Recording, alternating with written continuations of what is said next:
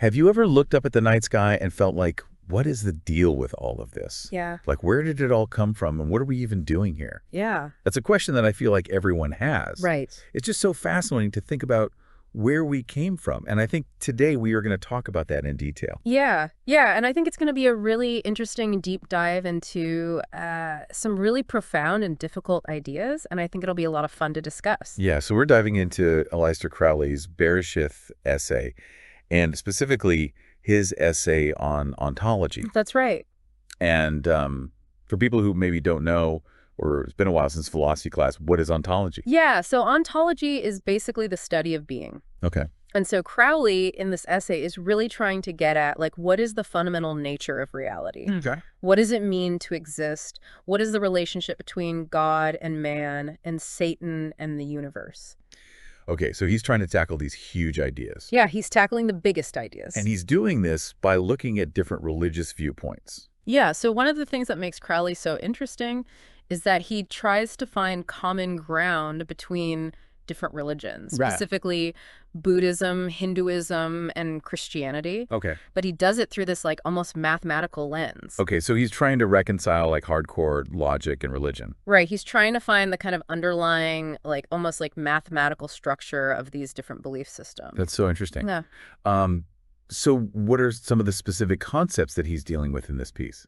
Well, he talks about infinity and, the idea of illusion, what Hindus call Maya. Right. And then, of course, the nature of God, the human condition, and the path to liberation or enlightenment. Okay, so some big, heavy stuff. Yeah, But luckily for our listeners, we're going to break it all down for you. that's right. And hopefully by the end, you'll have a much clearer understanding of Crowley's ideas without having to actually read the essay yourself. Exactly. We're giving you the cheat sheet. Exactly. And so let's start with one of the big questions that Crowley tackles, and that is the concept of an infinite God. Okay.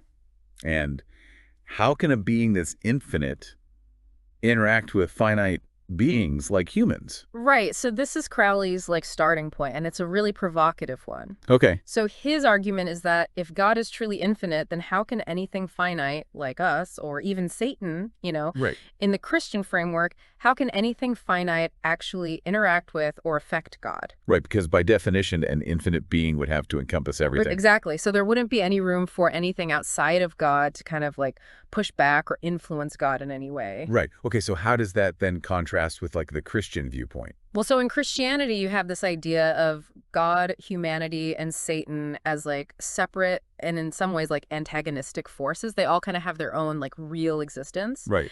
Now contrast that with the Hindu concept of Brahman, which is like this ultimate infinite reality. Okay. Kind of similar to like the Gnostic idea of the pleroma, which is like this fullness of all divine powers. Okay. And then in Hinduism, you have Maya, which is like the principle of illusion.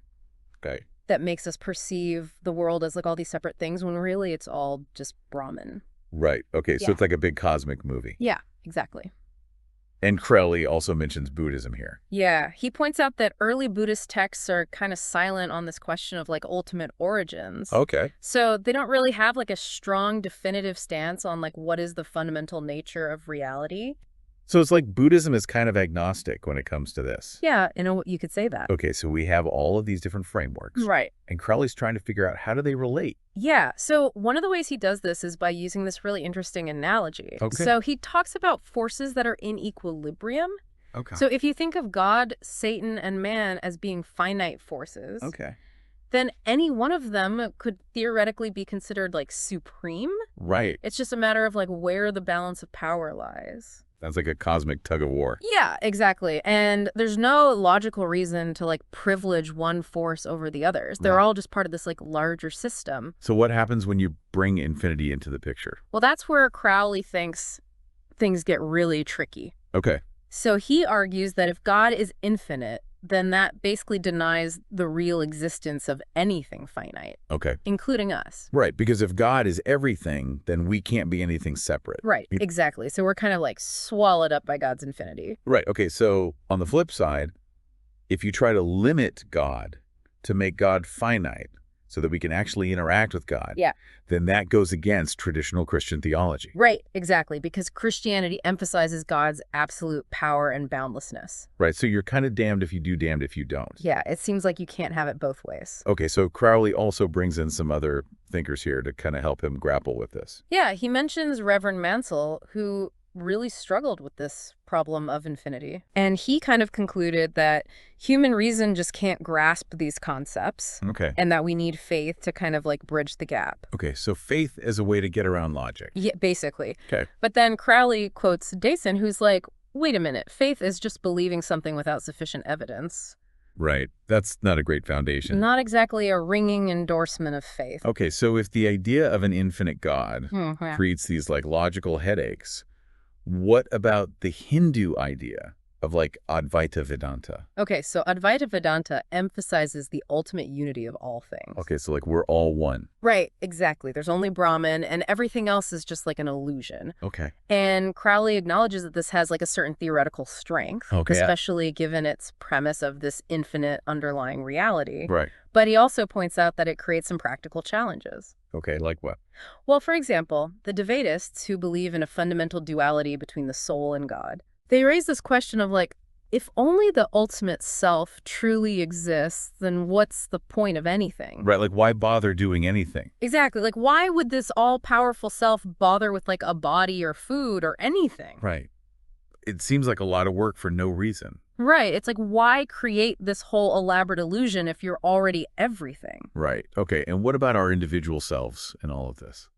Well, so the Vedantists would say that the individual self is an illusion Okay. and that the true self is identical with Brahman. Okay. But Crowley raises the question of like, okay, if that's the case, then how does karma work? Right, because if we're not really individual selves, then who's accruing karma? Exactly. And what about all the other natural laws? Right, it seems like things get very blurry. Yeah, the lines between what's real and what's not get very fuzzy. Okay, so Crowley has laid out all these problems with existing views on infinity and God and all that. Right.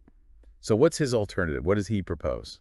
Okay, so this is where Crowley gets really radical. He introduces this concept of the absoluteness of the Kabbalistic zero. Okay, the Kabbalistic zero Right. sounds intense. Yeah, it's kind of his like big idea. Okay. And he basically says that the Kabbalistic understanding of zero, specifically what he calls 0, 0, 0, 0. Okay. is the true origin of the cosmos. Okay, so not just regular zero. Right, this is a special kind of zero. Okay, so what's the difference? So Crowley says that regular zero represents the absence of something within a category. Okay. So like if I say there is 0 apples on the table, Right.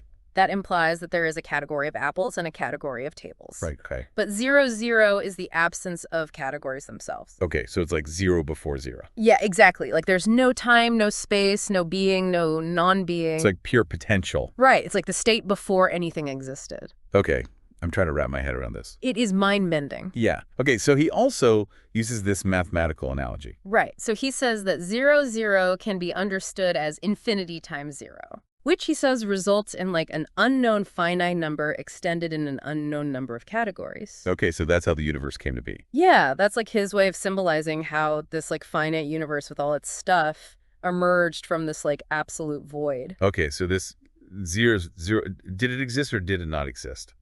So Crowley is very clear on this. He says it neither existed nor didn't exist. Okay. Because the concept of existence itself hadn't been formulated yet. Right, so it's beyond our categories of thinking. Exactly. Okay, right. so if the universe came from this 0, 0, what does that mean for God? Well, Crowley says that if the universe is finite, then the idea of an absolute infinite God is a pernicious perversion of truth. Strong words. Yeah, Crowley doesn't hold back. And he says that infinity is really just a mathematical concept, Okay. not something that actually exists in nature. Okay, so it's like a tool for thinking, but not reality itself. Right, exactly. Okay, but some people might say, well, math is just a human invention. Yeah. So how does Crowley address that? So he says that our fundamental ideas of consciousness are like the ultimate reference point. Okay. So whether we use the numeral 3 or some other symbol to represent the concept of 3, Right. the underlying concept is the same. Okay. So the symbols might be conventional, but the ideas they represent are more fundamental. Okay, so like the map is not the territory. Exactly. Okay. And he uses this example from logic to kind of illustrate this point. Okay. He talks about the proposition, some books are on the table, Okay. and how its logical conversion shouldn't be treated as like a universal statement. Okay, so he's getting into the weeds of logic here. Yeah, he's showing how there can be like these subtle errors in reasoning. Okay. And he thinks the Adventists are making a similar error when they talk about the ultimate unity of everything. Okay, so Crowley has presented his theory now. Right. But how does he actually argue for it? So he uses what he calls the proof by exclusion. Okay, what's that? He basically says that he's shown that both Dvaitism and Adventism are flawed. So his theory must be true by process of elimination. Okay, so if it's not this and it's not that, it must be the other thing. Right. Okay, so what about the question of, like, what caused the universe to come from 0, 0? So Crowley says there is no cause, Okay. at least not in the way we usually think about it. Okay. He says that causality itself is a category that came into being with the universe. Right, so it wasn't there before. Exactly. Yeah. So the question of what caused the universe is like asking what's south of the South Pole. Right, it's a nonsensical question. Exactly. Okay, so we're in this finite universe now. Right. What about our experience of it? So Crowley acknowledges that our individuality is real, Okay. and that the illusions that the Adventists talk about are practically real to us. Okay, so we experience ourselves as separate beings, even though ultimately we're not? Right. And he says that that's fine. Okay. Like, that's just the nature of our existence in this finite universe. Okay, and what about suffering? So Crowley agrees with Schopenhauer and the Buddha that suffering is kind of baked into existence. It's a result of the conflict between different forces Right. and the limitations of being finite. So we're kind of doomed to suffer. Well, Crowley doesn't necessarily say that. Okay. He does think that suffering is an inevitable part of life, Okay. but he also thinks that there are ways to transcend it. Okay, we'll get to that. Yeah. So could the universe just go back to being 0, 0? So Crowley thinks that's unlikely. Okay. First of all, he says there's no logical reason for it to happen. Okay. And secondly, the category of causality is now in play. Right. And that creates a kind of inertia. Okay, so things tend to stay in motion. Right. Okay. Yeah. What about free will then? So Crowley says that causality might not be fully extended, Okay. which could allow for some degree of free will. Okay. But he also mentions Herbert Spencer, who argued that free will is an illusion. Okay. Ultimately, Crowley says it doesn't really matter for practical purposes. Okay, how so? Well, he says if we're in a good state, then whatever we did in the past got us there. And if we're in a bad state, then we need to figure out how to get to a better state. Okay, so focus on what you can control. Right. Okay, what about morals and religion then? So Crowley sees morals and religion as tools, Okay. some better than others, Right. that humanity has developed to kind of navigate this finite existence. Okay, so not necessarily true in some absolute sense, Right. but useful for getting by. Exactly. Okay, but what about the idea of God, like, actively running the universe? Crowley rejects that idea. Okay. He says that the main governing principle is the law of inertia. Okay, things keep doing what they're doing. Right. Okay. And he also points out that the qualities of all-loving and all-powerful are incompatible. Right. If God is all loving, why is there suffering? Exactly. Okay, so Crowley is pretty critical of traditional religion. Yeah, he thinks that people who try to defend traditional religion have to downplay the reality of the universe. Okay. And that leads to logical inconsistencies. Okay. But he does see some value in morality and religion. Okay, like what's... He thinks they can help restrain violence and create stability, Yeah. which allows for more investigation and maybe even a way to escape this finite existence. Okay, so he's not totally anti-religion. Right. He sees it as like a mixed bag. Okay, so what about Hinduism and Buddhism? So Crowley says that the more mystical teachings in these traditions are meant for advanced students Okay. who are trying to directly confront the problem of existence. Okay. And he contrasts the Hindu method of like cultivating an awareness of the infinite self Yep. with the Buddhist aim of achieving nirvana. Okay, so Hinduism is about expanding the self. Yeah, And Buddhism is about extinguishing the self. right. Okay. And Crowley actually thinks that the Hindu approach is based on an illusion Okay. because he doesn't think that the Atman is truly infinite. Okay. He thinks that the Buddhist path is more direct and effective. Okay, and why is that? Well, Buddhism focuses on like dismantling the mechanisms of causality Okay. by concentrating on a single idea. And Crowley contrasts this with like the more exoteric forms of Christianity and Hinduism, Okay. which rely on external saviors or deities. Right. And he thinks that that's kind of like clinging to the desire for individual existence. Which is the root of suffering. Right. Okay, he also talks about esoteric Christianity and Hinduism. Yeah. So he says that their inner paths are about uniting consciousness with the absolute. Okay, And he acknowledges that this is closer to the true path, okay, but he warns against ego inflation. right. It's easy to get caught up in yourself. Exactly. Okay. And he uses this analogy of the fourth dimension to kind of illustrate this idea of like realizing your own nothingness. Okay, that's a pretty abstract analogy. Yeah. Crowley also critiques some specific figures. Yeah, so he takes issue with Swami Vivekananda's analogy of expanding circles Okay. as a way to illustrate the infinite nature of the Atman. Okay. And he points out that even an infinitely large circle is still limited by the initial circle it expanded from. Right, okay, so it's not truly infinite. Okay, he also questions whether uniting with the absolute is the same as nirvana. Right, because he thinks that uniting with the absolute might be more about like infinite expansion, Okay. while nirvana is about infinite diminution. Okay, so shrinking versus growing. Yeah, exactly. He also brings in Hegel. Yeah, he quotes Hegel's famous line, "Pure being is pure nothing." Okay. And he talks about how opposites can cancel each other out. Okay. But he's a little apprehensive about this idea of the absolute. Okay, why is that? He thinks it can lead to confusion. Okay, so where does Crowley end up then? So he says that he takes refuge in the Buddhist triple gem. Okay, the Buddha, the Dharma, and the Sangha. Right. Okay. And he thinks that his theory reconciles a lot of the classical philosophical problems, like the distinction between noumenon and phenomenon and the problem of unity versus multiplicity. Okay, so he thinks he solved some big philosophical puzzles. Yeah, he's pretty confident about that. Okay. And he says that the remaining question is how to achieve nirvana, which he describes as the extinction of all that exists, knows, or feels. Extinction sounds a little scary. Yeah, but Crowley says that nirvana is beyond our comprehension.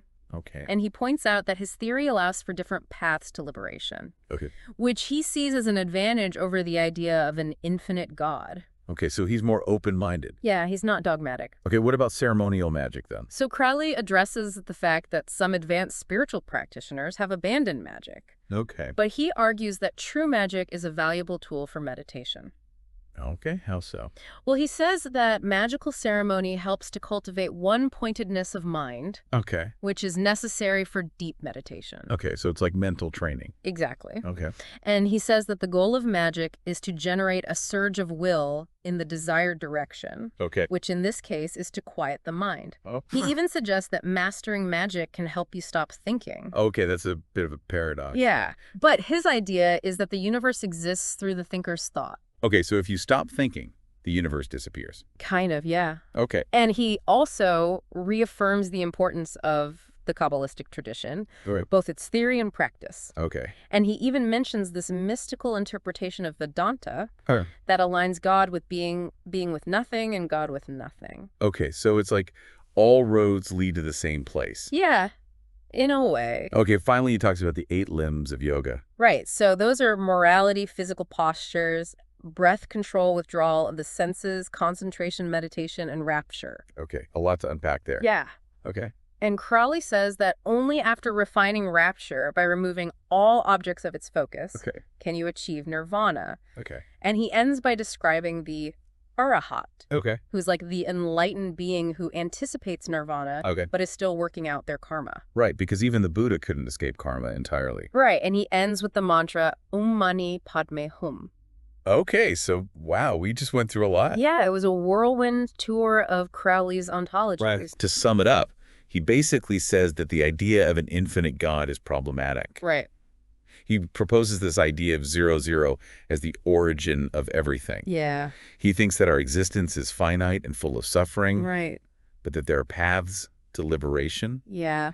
And he sees magic as a tool for mental discipline. Exactly. Wow. Okay, so hopefully our listeners have a better understanding of Crowley now. Yeah, I hope so. And maybe they've had some of those aha moments. Those are always fun. And so to leave our listeners with something to think about, if Crowley is right and our reality is finite, how does that change your perspective on life? Yeah, that's a big question. It is. And how does it affect your goals, your aspirations, your search for meaning? Yeah, it definitely makes you reconsider things. It does all right.